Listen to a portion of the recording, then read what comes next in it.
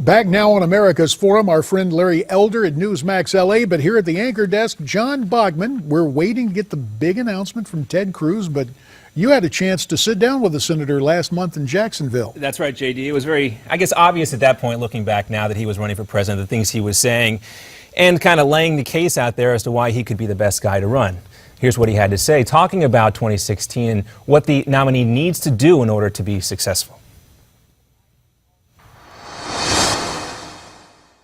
And I'll tell you, over the next year, we're going to have a national debate about the right way to win. There are a lot of voices in Washington. A lot of voices in Washington. The consultants say every election you got to run to the middle. You got to go to the mushy middle.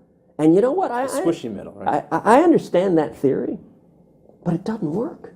Every time we do it, we lose. And John, if we nominate in 2016 another candidate in the mold of Bob Dole, or John McCain, or Mitt Romney, and they are all good, honorable, decent men who I respect.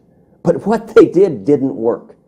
If we do it again, the same voters, the same millions of conservatives who stayed home in 2008 and 2012 will stay home in 2016, and Hillary Clinton will be the next president. I agree with Ronald Reagan. How do you win? We paint in bold colors, not pale pastels. That's what this election is going to be about. This election is also going to have a lot of blue-collar Democrats who are looking for something else. And they would say, you know, we elected a senator last time with only, you know, not even a full term. It didn't work out so well. Maybe I want to look at somebody with a executive experience background, a governor, a Jeb Bush, or a Scott Walker. What do you say to those folks? You know, I got to say, I agreed with the premise of your question, then not where you went with it. You are absolutely right that the voters who stayed home were millions of conservatives who stayed home were primarily evangelical Christians and Reagan Democrats, blue-collar union members, gun owners, pro-life, strong national defense.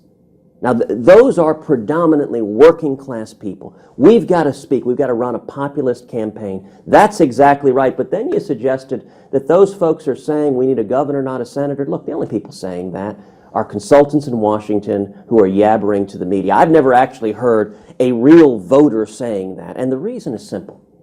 You know, in history, about half our presidents have been governors, about half our presidents have been senators. We've had terrific governor presidents. We've had horrible governor presidents. Jimmy Carter was a governor. I'm not sure we need another Jimmy Carter after Barack Obama. The question that voters should ask, and I think they are asking, is who's leading? Who is standing up and engaging on the great issues of the day? And I'll tell you that matters a lot more than the job description. I would be thrilled, John, if 6 months from now, a year from now, we had a half dozen, we had a dozen Republicans all standing together, all leading on each of the great issues of the day. But what is sad, what is dismaying, on issue after issue, an awful lot of the Republican field, governors and senators, are not in the arena, are not taking a stand. Look at all of the different candidates who on executive amnesty have not taken a position. Look at all of the candidates on marriage.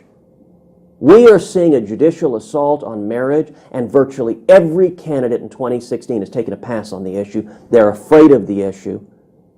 I'm going to be introducing in the Senate a constitutional amendment to make clear that marriage is a question for the states, not for the federal government and not for unelected judges.